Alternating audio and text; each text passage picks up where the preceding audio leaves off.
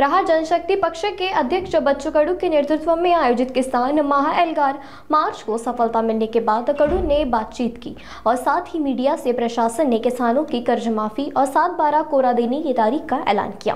साथ ही कडू ने यह भी बताया कि मार्च के दौरान प्रशासन द्वारा कडू को जिस बैठक में आमंत्रित किया गया वह बैठक 1.5 घंटे के आसपास चली और इस बैठक में किसानों से जुड़े अनेक मुद्दों पर चर्चा की। तो आइए सुनते हैं क्या कहा और बच्चू कडू ने आगे। त्यांची माफी मागतोय। खरं तर सरकारनं पुढाकार घ्यायला पाहिजे होता, आंदोलन करायची वेळच येऊ द्यायला नाही पाहिजे होती। ही सरकारनं जबाबदारी हात वरती केली म्हणून ही अवस्था आली। किस तरीके से देख रहे पूरे आंदोलन को? मुख्यमंत्री से बातचीत हुई आपकी? अभी क्या आंदोलन? देखो 2.5 घंटे बातचीत हुई, बहुत खड़ाजंगी हुई।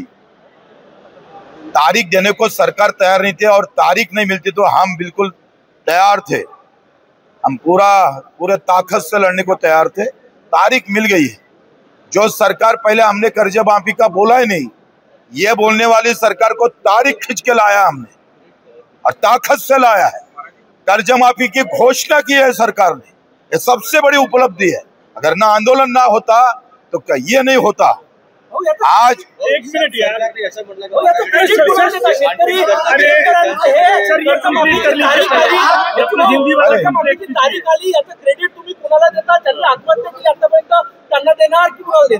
शेतकरी बांधवांना देणार, सरकारले देऊ, आमच्या नेत्यांना देऊ।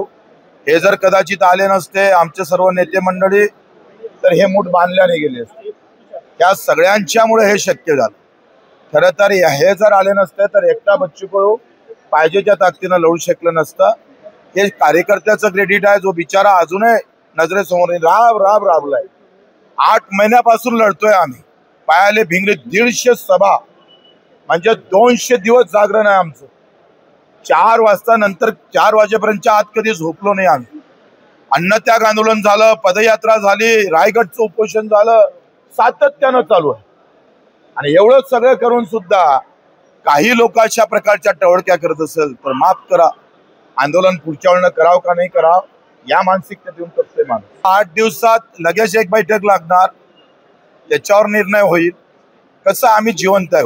माझ्या आयुष्यात 3,500 आंदोलन आहे, 350 गुन्हे दाखल आहे बच्चू कडू। आंदोलन करायला काय माणूस मेला काय? जिवंत आहे ना आम्ही। मला समजत नाही का तुम्ही आता काय थांबणार आहे का, हे होणार आहे का, असं कसं काय? हम जिंदा है ना अभी।